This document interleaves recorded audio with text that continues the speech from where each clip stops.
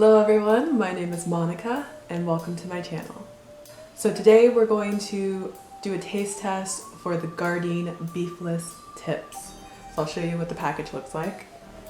And as you can see, I really like Gardein and I've tried a lot of their foods already, like these Chipotle black bean burgers. I'm not sponsored, I just really like Gardein. I have their Mandarin orange crispy chicken, fish fillets, fishless fillets. I've never liked fish, so this is what my husband Chris likes. And here we go. So these are it, Gardein Homestyle Beefless tips. It's very scary how fake meat looks so much like real meat.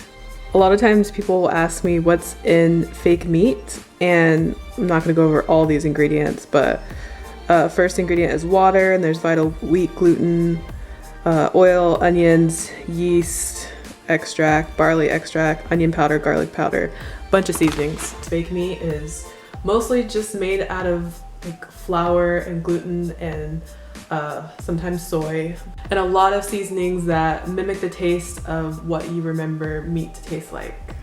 So I'm gonna make some veggies and potatoes to go with this. So we're gonna start the oven at like 375. We're gonna get that preheated. And I'm gonna start with about 6 small potatoes because all the ones I have are pretty small. I'm gonna leave the skin on, rinse these, and then we're gonna put them in the steamer. Carrots are also kind of small, so I'm gonna use 3 of these. Just gonna rinse them, not gonna peel them, and then add them with the potatoes in the steamer.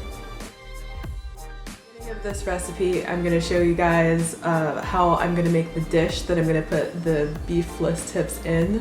And then if you stay till the end of the video, you'll see the actual taste test, and I'll give you my honest thoughts and opinions on just overall what the food tastes like and the texture and all that stuff. And one of the reasons I wanted to make this into a meal instead of just heating up the tips and then trying them on camera is because I'm hungry. It's about lunchtime, and in case I don't like it for some reason, I'll have a backup of like a bunch of veggies and potatoes that I can eat as a meal on its own. And then the last vegetable that I'm going to be steaming are the Brussels sprouts. I used to hate these as a kid. I'm getting into them more now. Usually I put oil on them, but I'm trying to do an oil-free recipe, so we're just going to steam them and hope that that'll take out some of the bitterness first. I just cut all the Brussels sprouts in half lengthwise, so they'll look like this. So I'm using my Aromas rice cooker, slow cooker, food steamer, and I filled the pot up until the number 2 line. And here's my basket of veggies with the potatoes, carrots, and Brussels sprouts. And we're gonna turn that on, and let's do steam. I'm gonna steam them probably for about 10 minutes. And I just want to get the non-starchy vegetables just a little bit soft and tender before I put them in the oven. That way they don't burn without me using oil. And there's lots of ways that you can steam vegetables if you don't have like a rice cooker or a steamer. There's steamer baskets that you can put on a pan that's boiling water, and if I had a microwave, I used to use these steamer bags that you could put veggies in and then stick them in the microwave for a few minutes, and that would get them actually totally cooked if you wanted them that way. And while the other vegetables are steaming, I'm going to chop up half of a yellow squash, half of a zucchini, and then 1 head of broccoli. I'm about to put the veggies in the oven, but first I'm going to put a sheet of parchment paper down. And these are lightly steamed.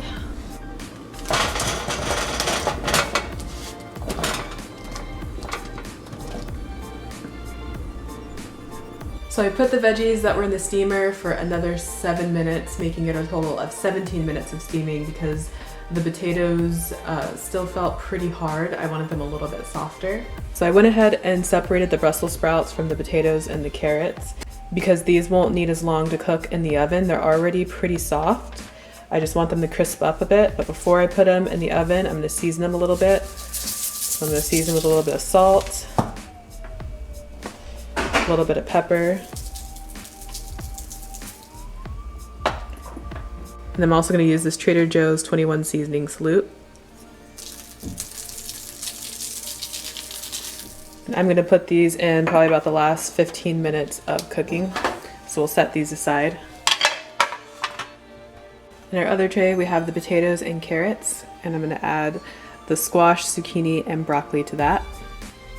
So I'm going to use some of the same seasonings. So we're going to add a little bit of salt. I'm going to use this garlic and herb seasoning.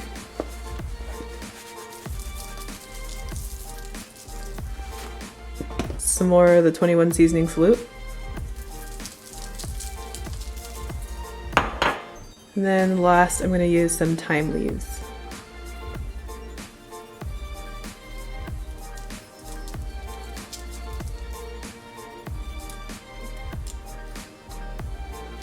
Now that that's all seasoned, I'm going to put this in the oven for about 20 to 30 minutes.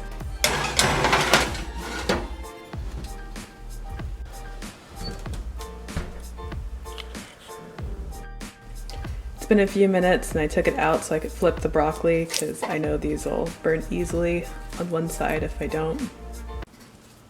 Everything else is cooking really well. The potatoes and the squash are starting to get soft. So now we're ready to put in the beefless tips. And the package direction says to heat it on the stovetop with 1 to 2 tablespoons of vegetable oil in a nonstick frying pan over medium heat. Add tips to pan, cook for 9 to 10 minutes. But I'm going to actually cook them in the oven instead. So hopefully that works. Got a pan, more parchment paper. Probably gonna do about half the bag.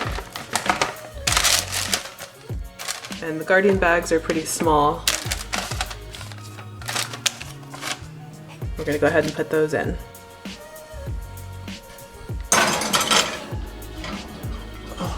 The veggies smell so good right now. The seasonings smell tasty. And we're gonna put in our Brussels sprouts. So now everything is cooking right now for the last 10 to 15 minutes. And the great thing about this recipe is you can mix up your vegetables however you want. You can use more variety, less variety. You don't have to use exactly what I used. You can put other things such as onions, cauliflower, mushrooms, corn, peas, whatever, you name it. There's so many vegetables in the world that you can mix and match, and it's gonna be delicious no matter what you do. The Brussels sprouts are done, they're perfectly cooked. Now I'm gonna add just a little bit of lemon juice to them.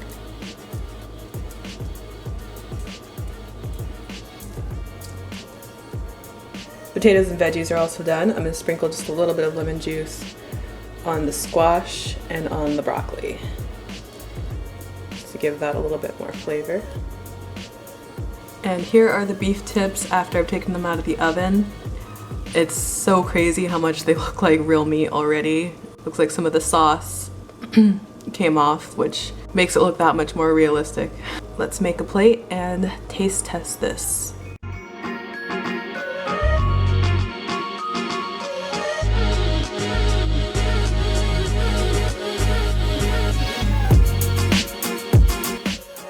We've been waiting for the taste test. So here's what a piece of the beef looks like. It's crazy realistic. It has the same kind of sheen.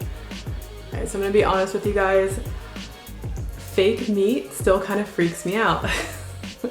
Like, it tastes amazing. I know it's fine. It's not animals, but just, it's like, how do people get these recipes and this technology to like make fake meat? Like, how did people come up with these recipes? How was it replicated? It's crazy. And it does smell like meat. Yeah, it smells like meat. Anyways, all right, I'm ready to taste it.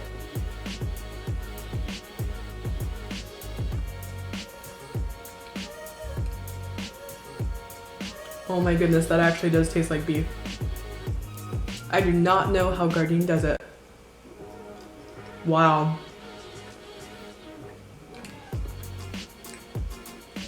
That's actually really, really, really good. This definitely has my stamp of approval. So I've tried a lot of the Gardein foods. I've tried mostly the different chicken that they have. I haven't tried the beef except for I did try the burgers. I do like the burgers. But I have to say that beef was my least favorite kind of meat. It was always just so chewy and I don't know, I just didn't like the texture. I didn't think the taste was that great, which is probably why I've been hesitant on trying the beefless tips, because I guess I eat more chicken. But what I really like about the Gardein beef tips is that it's not chewy at all. It's a great texture, and like it's still different from meat, but it's a great texture. It's better texture than beef, I would say. The taste is awesome. I could see eating this with a lot of different things. Like I could put it with rice and veggies and make like an Asian style like beef rice dish. I could just dip it in like teriyaki sauce or ketchup or barbecue sauce and just have it as like an appetizer with fries and something like that, especially like football, Super Bowl, you know, game day. It seems very versatile. You could eat it and make it in a lot of ways, you know, just like you would with real beef. So now that I've tried it and I liked it, I'm gonna finish this really tasty meal, and I will see you guys in the next video. Bye.